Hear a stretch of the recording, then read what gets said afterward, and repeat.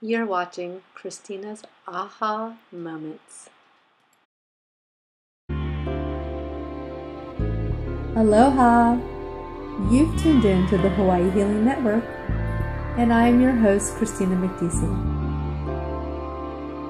Aloha, this is Kristina. Today is the blood full moon, and this is related to the twin flame, and I thought it was just important that I share this. It goes a little bit out of order from the blogs, that's why I'm keeping them separate, because the blogs will be excerpts from the book, and the book is 3 years of notes, so I only have blog 1. We got a ways to go. Today, all day, I was thinking about my twin flame, real strong disconnect, desired disconnect, I guess that's the way to put it, and I couldn't understand why, and I felt, especially with this blood moon eclipse, it's a real transitional point. We can let things go, we can start new things in our life, and this is a time where we really need to, do blessings and manifestations and visualizations of what we want. Tonight, for example, today for me, I cleaned the whole house, moved everything, really did a deep cleaning, and now I'm doing a deep conditioning, and I'm going to do a facial, and I'm going to go into doing some meditations. I took all my crystals outside so they could get cleansed, and I did yoga tonight to help, cleanse and move the energy. And for me, there's a strong letting go in this full blood moon, in this eclipse. It's really a time for us to let go of old patterns, old persons, things that no longer serve us. So with that, all day there was thoughts about my twin flame, and I just remember thinking, I'm making this transition to really step away from ego. And the more you do this, and the more you choose to work with your heart, it's really difficult to surround yourself with people who are still stuck in the ego. You'll find that you still have friends that are vacillating back and forth, but they're getting more and more out of the ego. And I believe those are the people that you're supposed to be spending the rest of this life on this earth during this time with, because they're the people who truly are letting go of ego. So let me explain to you what I did. I put my twin flame in front of me. I visualized him in front of me. I asked his spirit, and I looked at him with my third eye, my spiritual eye, my spiritual sight, and I asked, do I still want to be with him? But then that went right into my mind. So then I brought myself into my heart, and I connected to his heart, and I wanted to see where he was. I felt like I was connecting with a young boy, insecure, fearful, still holding on to some things that he needs to work on. And when you're insecure and you're fearful, that's the ego. We all have a choice right now. We can choose to be in our ego body. It means we're going to hold on to fear, the highs and lows of our emotional state. And people like that. It really does. I will admit, that kind of life with your ego, it's like being on a drug. A person who is truly wanting to achieve enlightenment, you'll realize that as you are moving toward this path, you're happy all the time, but you're not dealing with the highs and lows. You're not ecstatically happy. You're not over the top happy. And that's great, because then you're also not hitting those lows. But that's kind of neat. That's like the high of a drug. You get the excitement and the drug and the climax of it, but then you have a crash.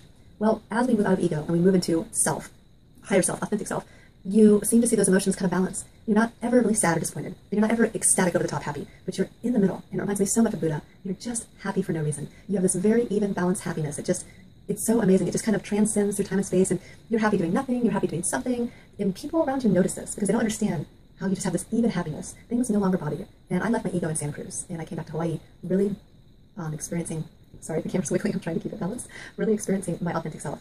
And tonight, when I connected with my twin flame, he's not there. What I do know, and this is in response to a blog that I watched where the woman was really making it, I'm trying to look for the right word. She was suggesting that we absolutely have to meet our twin flames in the physical, and it must happen. You know what? I don't buy into that, and let me tell you why.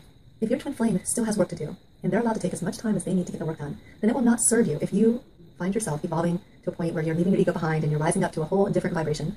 Many people refer to this as the fifth dimension, whatever, words are irrelevant, but let's just say your vibration is getting higher, then it's not going to serve you to be with your twin flame in the physical if he is at a lower vibration, because either he has to rise up to your vibration, and that to me, you have to do on your own, and you do your own work when you're trying to increase your vibrational energy in your vibrational field. So more often than not, a loving being will sell himself short and kind of vibrate at the lower level. And that's really sacrificing a lot of growth.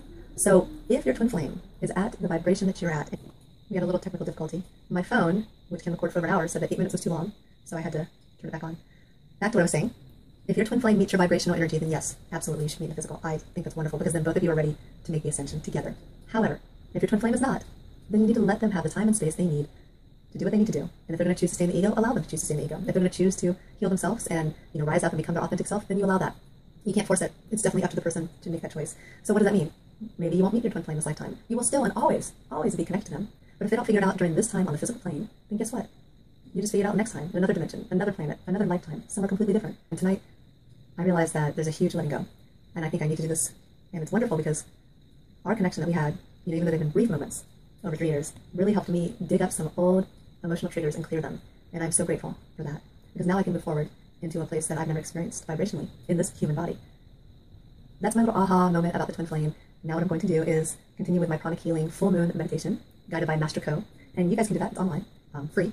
And I'm going to do my facial, finish doing my deep hair conditioning, and really wake up tomorrow with this new awareness and this new perception of the next coming days, months, and years as we move forward. This is an exciting time to be alive on this earth, and I'm happy to say I'm here. Thank you so much for watching. It's always a pleasure to share my story with you, and aloha.